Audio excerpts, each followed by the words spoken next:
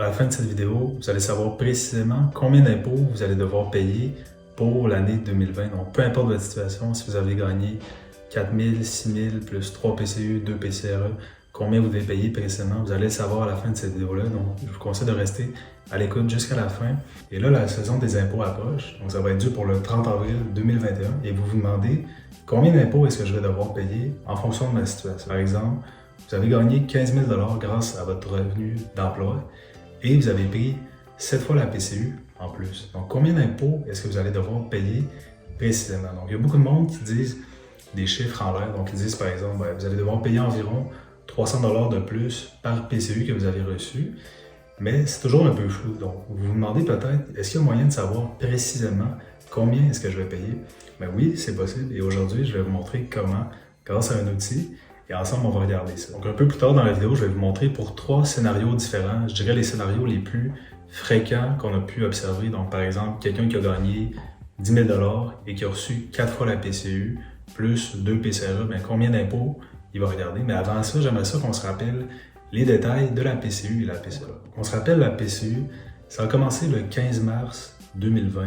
Donc, suite à la COVID, quand tout a fermé et que là, la plupart du monde n'avait plus d'emploi, ben, ils ont mis cette mesure-là en place, donc le gouvernement du Canada, pour subvenir aux personnes qui ont perdu leur emploi. Et c'était quand même assez large, donc les critères d'admissibilité. Donc, il suffisait d'avoir perdu son emploi et d'avoir fait 5 000 $ dans l'année précédemment. Donc, dans les 12 mois précédents notre perte d'emploi, il fallait avoir fait 5 000 $.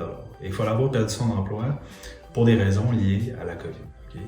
Et pour les travailleurs autonomes, par exemple, il fallait avoir gagné 5 000 $ de revenus d'emploi. Et là, la distinction, c'était que c'était un revenu d'emploi de façon nette. Donc, pas 5 000 $ brut, mais bien net après les déductions. Et donc, il reste que c'était assez large.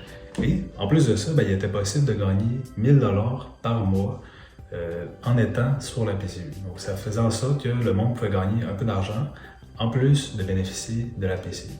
Pour la PCRE, c'était les mêmes conditions d'admissibilité et ça a commencé aussitôt que la PCU a fini, donc le 3 octobre 2020, ils ont mis en place la PCRE qui était un peu la même mesure avec quelques distinctions. Donc, ça a commencé le 27 septembre pour 13 périodes, donc jusqu'au 25 septembre 2021, donc pratiquement un an complet. La distinction au niveau de la PCRE, c'est qu'il y avait déjà de l'impôt qui était prélevé, donc 10% qui était prélevé, donc 200 $ sur 2000 $. Donc c'était plutôt des versements de 900 $ à chaque 2 semaines. Combien est-ce que vous allez devoir payer d'impôts précisément? Donc c'est la question que vous vous demandez, c'est pour ça que vous êtes venu cette vidéo-là et je vais vous montrer comment à l'instant. Donc si vous aimez le contenu que vous avez jusqu'à présent, je vous invite à liker la vidéo, à vous abonner aussi également, puis je vous remercie de le faire. Et sans plus tarder, on rentre dans le vif du sujet. Donc combien d'impôts est-ce que vous allez gagner, que vous allez payer plutôt en fonction de votre situation?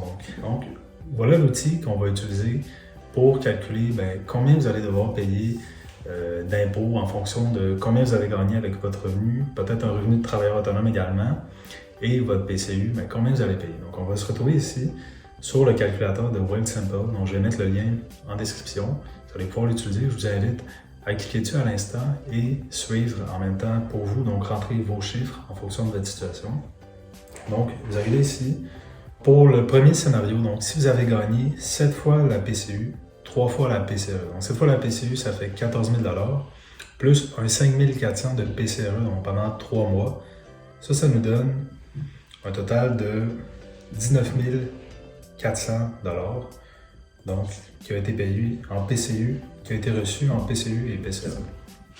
Si on met ça là, on voit impôt total 1353. Donc ça, c'est ce que vous allez devoir au gouvernement. Donc 1353, c'est quand même pas si mal. Maintenant, si par exemple, vous avez gagné 7 fois la PCU et 3 fois la PCRE, mais en plus, vous avez travaillé avant la PCU, donc avant que la PCU commence, vous avez gagné, disons, 6 000 $. Et pendant la PCU, vous avez gagné 1 000 $ à tous les mois, donc 7 000 $. Donc 6 000 plus 7 000, un autre 13 000 $ de revenus d'emploi. Et là, on voit que ça nous donne un impôt total de 5 437. Mais ça, c'est pas le montant que vous allez devoir. Donc, pour savoir précisément combien vous allez devoir, vous devez mettre ici, dans cette case-là, combien d'impôts est-ce que vous avez été prélevé? Donc, sur votre salaire d'emploi, donc sur le 13 000, vous avez déjà eu des déductions. Ben, combien est-ce qu'on vous a enlevé? Donc, par exemple, on vous a enlevé 2 000. Ben, vous l'entrez ici. Et là, vous allez voir, OK, je dois 2 676 $. Donc, dans cet exemple-là, vous devriez 2 676 $ à l'impôt, donc tant au gouvernement provincial que fédéral. OK? Et maintenant, pour le troisième scénario, donc vous avez gagné, disons, 6 000 $ avant la PCU.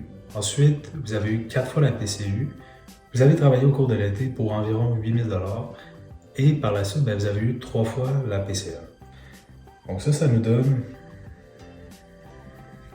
donc 4 fois la PCU, 8 000 $ plus 3 fois la PCE, 5 400. Donc 13 400 ici. Et pour les revenus, un 6 000 $ plus un 8 000 $ pendant l'été, ça me donne 14 000 $.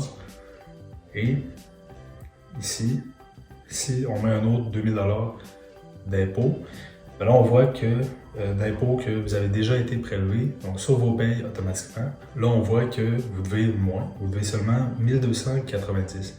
Donc dans ce contexte-là, la situation est un peu différente. En fonction de votre situation, observez combien vous avez d'argent de côté actuellement et voir combien vous devez mettre d'argent de côté. Là, évidemment, il y a des déductions que vous pouvez probablement inclure à ça qui vont venir changer la donne. Okay? Donc ça, c'est des estimations et ça va varier beaucoup d'une personne à l'autre. Donc, comme je vous ai dit, j'ai mis l'outil en description, vous pouvez aller voir ça. Cliquez dessus puis rentrez vos chiffres en fonction de votre situation et ça va vous donner une idée assez exacte de combien vous allez devoir payer d'impôts pour le printemps. Et ça vous laisse du jeu de vous préparer à savoir combien vous allez devoir payer. Donc, j'espère que vous avez apprécié la vidéo et que ça vous a éclairci sur le sujet. Donc, si vous avez eu la PCU, la PCRE, combien d'impôts vous allez devoir payer. Si vous avez apprécié, je vous remercie de vous abonner à ma chaîne, ça m'aide à produire plus de contenu pour vous, pour le futur. Et sur ça, j'espère que vous êtes satisfait du montant d'impôts que vous allez payer et on se dit à la prochaine pour une autre vidéo.